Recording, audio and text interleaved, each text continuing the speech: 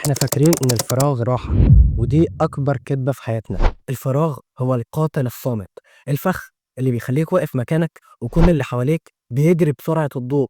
الفراغ يقدر يدخل عقلك ويعطل قلبك ويخلي ايامك تمشي بس من غير معنى، وكأنه بيقتلك بس بالبطيء. حاسس انك فاضي؟ حاسس ان مفيش حاجة مهمة بتعملها؟ لو الاجابة ايوه، يبقى الفيديو ده عشانك. احنا النهاردة هنتكلم على الفراغ، الضيف التقيل اللي لو سيبناه يسيطر على حياتنا هيدمرها. الفراغ مش معناه انك عاطل او اجازه. الفراغ هو الاحساس الداخلي بانك ما عندكش هدف، ما عندكش شغف. هو انك تحس ان الساعات بتعدي بس من غير اي قيمه. المشكله انه بيبدا بملل او زهق وبعد كده بيتطور بسرعه كبيره جدا. بتحس انك قليل، بتبدا تقارن نفسك بقى بالناس اللي على السوشيال ميديا، وانت اصلا اعظم انجاز عملته النهارده انك قمت من على السرير بعد ما المنبه رن 10 مرات بس. وبعد ما تقارن نفسك بالناس اللي على السوشيال ميديا، هنا بتيجي اصل المشكله: تدمير الثقة بالنفس. طيب هو احنا ليه اصلا بيبقى عندنا فراغ؟ السبب الاول: الروتين القاتل. لما حياتك تبقى نسخة كربون كل يوم، نفس المواعيد، نفس الناس، نفس الكلام، مخك بيفصل وبيحس بالملل. من اهم الجمل اللي انا سمعتها في حياتي: من لا يتغير يهلك. السبب التاني: غياب الهدف، ودي اهم حاجة.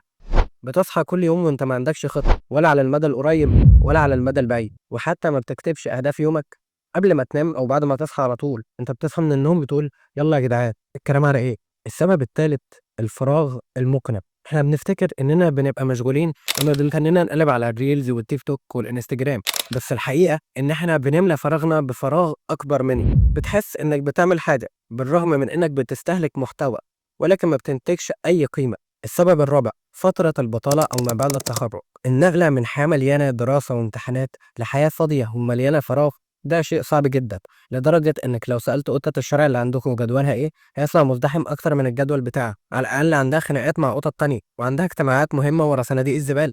وبما إنك وصلت لحد هنا، قبل بس ما نكمل الفيديو ما تنساش اللايك والاشتراك والشير، وتكتب كومنت تقول لي رأيك في الفيديو. طيب يا نجم، دلوقتي احنا عندنا فراغ، هو ايه المشكلة اصلا؟ المشكلة ان الفراغ هو ملعب الشيطان، او زي ما بنقول العقل الفاضي ورشة عمل للافكار السلبية. لما مخك ما يكونش مشغول باي حاجة مهمة، بيبدأ ياكل في نفسه. القلق بيزيد، الاوفر ثينكينج اللي هو التفكير الزائد بيزيد. الفراغ هو البوابة الذهبية للاكتئاب. في دراسة اتعملت في جامعة فيرجينيا واتنشرت في مجلة ساينس، جابوا ناس وحطوهم في أوضة فاضية لوحدهم لمدة 15 دقيقة، ولكن من غير أي حاجة، من غير تليفونات، من غير كتب، أنت وأفكارك وبس. وحطوا معاهم جهاز لساعات كهرباء مؤلمة بس مش خطيرة، والنتيجة كانت صادمة. أكتر من 67% من الرجال و25% من الستات فضلوا إنهم يتكهربوا بدل ما يقعدوا 15 دقيقة فاضيين مع أفكارهم. أنت متخيل معايا؟ الناس فضلت الألم الجسدي على الفراغ، وده يوضح قد إيه الفراغ مدمر نفسيا، بغير إنه بيؤدي إلى سلوكيات إدمانية زي القفل العاطفي. يعني بدل ما جسمك يبعت لمخك ويقول أنا محتاج طاقة، لأ، مشاعرك هي اللي هتبعت لمخك وتقول أنا محتاج طاقة لما تبقى متضايق أو فرحان أو أي إحساس عموما. ممكن كمان تبدأ تشرب سجاير وتبقى مدمن سجاير كمان. ما أنت فاضي بقى، هتلاقي الشيطان جاي يقول لك ما تيجي تجرب السجاير دي طعمها عامل ازاي، مش هتخسر حاجه. والمشكله ان الشيطان ده بيجي لك بعد فتره ويندمك على اللي انت عملته في الموقف ده. انت الشيطان رخم قوي. وطبعا يا نجم مش محتاج اقول لك انك ممكن توصل لمرحله كبيره من ادمان النت والسوشيال ميديا. وديننا الاسلامي اتكلم عن الفراغ لما الرسول صلى الله عليه وسلم قال: نعمتان مغبون فيهما كثير من الناس، الصحه والفراغ. يعني اكتر نعمتين الناس هيندموا عليهم يوم القيامه ان هم ما استخدموهمش في طاعه الله: الصحه والفراغ.